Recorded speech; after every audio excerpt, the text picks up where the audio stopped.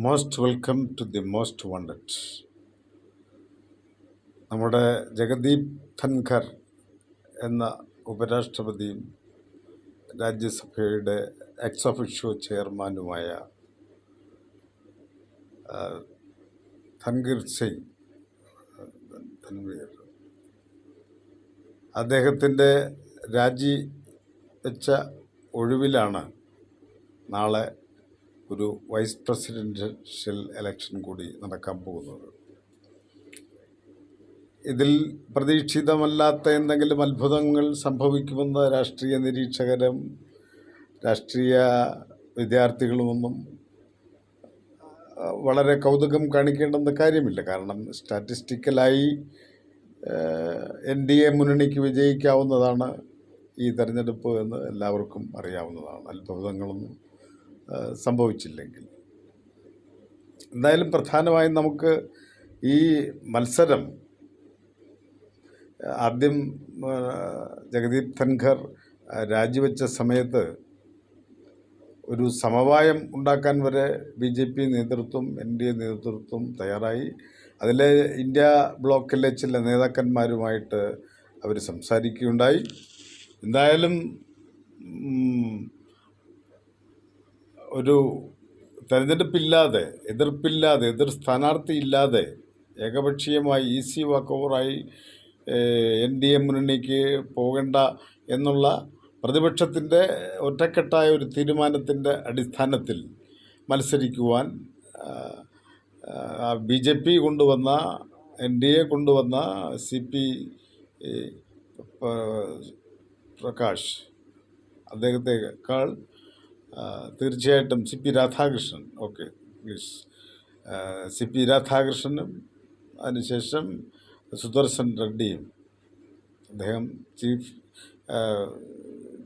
Supreme കോടതി judge ആയിരുന്ന ആളാണ്, ജസ്റ്റിസ് സുദർശൻ റെഡ്ഡി. ഇവർ തമ്മിലുള്ള മത്സരം ആണ് നടക്കുന്നത്. അപ്പോൾ അവിടെ ഒരു സമവായം വന്നില്ല. അപ്പോൾ ആരൊക്കെയാണ് ഇവരുടെ അംഗസംഖ്യയുടെ സ്റ്റാറ്റിസ്റ്റിക്കൽ ലെവലിലേക്ക് പോകുന്നില്ല, അതിൽ പ്രസക്തിയില്ലാത്തത് കൊണ്ടാണ്. കാരണം അവർ ജയിക്കും എന്നുള്ളത് ഏകദേശം നമുക്കെല്ലാവർക്കും അറിയാവുന്ന ഒരു കാര്യമാണ്. അപ്പോൾ ആരൊക്കെയാണ് ഈ ഇരുപക്ഷത്തും അണിനിരന്നിട്ടുള്ള അംഗചേകവന്മാർ എന്ന് നമുക്ക് അറിയുന്നത് ഒരു കൗതുകകരമായ കാര്യമായിരിക്കും എന്ന് തോന്നുന്നു. NDAയിലുള്ളതാണെങ്കിൽ BJP നേതൃത്വം നൽകുന്ന സഖ്യമാണ് NDA.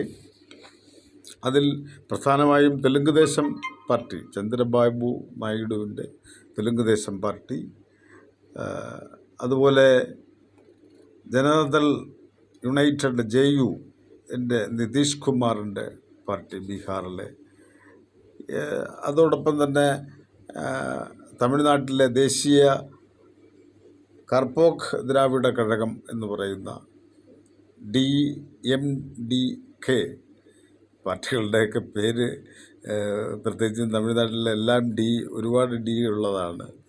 ദ്രാവിഡ കഴകം, അങ്ങനെ. അതുകൊണ്ട് അത് തികഞ്ഞെടുക്കുക അത്ര നിസ്സാരമായൊരു കാര്യമല്ല എന്നുള്ളതാണ്. എന്തായാലും ഇത്രയും പാർട്ടികളാണ് പ്രധാനമായിട്ടും NDAയുടെ ഭാഗമായിട്ടുള്ളത്. അതിൽ പിന്നീട് എതിർ ചേരിയിലുള്ളത്, ഇന്ത്യ ബ്ലോക്കിലുള്ളതാണ് കോൺഗ്രസിൻ്റെ നേതൃത്വമാണ്. TMC മമതാ ബാനർജിയുണ്ട്, അഖിലേഷ് യാദവ് സമാജ്വാദി പാർട്ടിയുടെ മുലായം സിംഗ് യാദവിൻ്റെ മകൻ അഖിലേഷ് യാദവ് ഉണ്ട്. അതുപോലെ DMKയുടെ കനിമൊഴിയുണ്ട്. അതുപോലെ ഉദ്ധവ് താക്കറെ, സുപ്രിയ സുലെ, SPയുടെ സുപ്രിയ സുലെ എന്നീ പാർട്ടികളും ആ പാർട്ടികളുടെ നേതാക്കന്മാരുമാണ് ഇവർ തമ്മിലുള്ള ഒരു ഏറ്റുമുട്ടലായിട്ടാണ് ഈ തെരഞ്ഞെടുപ്പിനെ നമുക്ക് ഒരു ദൃശ്യ ഭംഗിയിൽ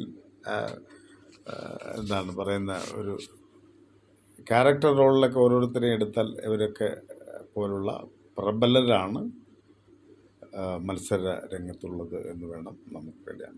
ആ ആ ഒരു കാര്യം മാത്രമേ ഈ തെരഞ്ഞെടുപ്പിലെ എന്ന് പറയുന്ന ഈ ജനാധിപത്യ പ്രക്രിയയിലെ ഒരു സൗന്ദര്യാത്മക വശമാകുന്നു. ഈ കീ പ്ലേയേഴ്സ് അവരൊക്കെ നമുക്ക് അറിയാവുന്ന ദേശീയ നേതാക്കളാണ്. അവരെടുക്കുന്ന നിലപാടുകൾ ഇതിനോടൊപ്പമാണ് BRS, ചന്ദ്രശേഖർ റാവുവിൻ്റെ BRSും അതോടൊപ്പം തന്നെ ബിജു പട്നായിക്കിൻ്റെ ബിജു ജനതാദളും ഈ തെരഞ്ഞെടുപ്പിൽ നിന്ന് വിട്ടുനിൽക്കും എന്ന് പറഞ്ഞു. കാതലായ പ്രശ്നം എന്താണെന്ന് ചോദിച്ചാൽ, എവർ കൂടി വോട്ട് ചെയ്താൽ പോലും NDA സ്ഥാനാർത്ഥി പരാജയപ്പെടാൻ സാധ്യതയില്ല. പക്ഷേ അവർ കൂടി എതിർത്തിരുന്നുവെങ്കിൽ ഈ CP പ്രകാശിൻ്റെ അദ്ദേഹത്തിൻ്റെ സ്ഥാനാർത്ഥിത്വം NDA സ്ഥാനാർത്ഥിത്വത്തിന് ഒരു വെല്ലുവിളിയാകുമായിരുന്നു. അങ്ങനൊരു രാഷ്ട്രീയ പോർമുഖം ഇന്ത്യൻ രാഷ്ട്രീയത്തിൽ തുറന്നിടുവാൻ കഴിയുമായിരുന്നു എന്നുള്ളത് BRSും മനസ്സിലാക്കേണ്ടതാണ്.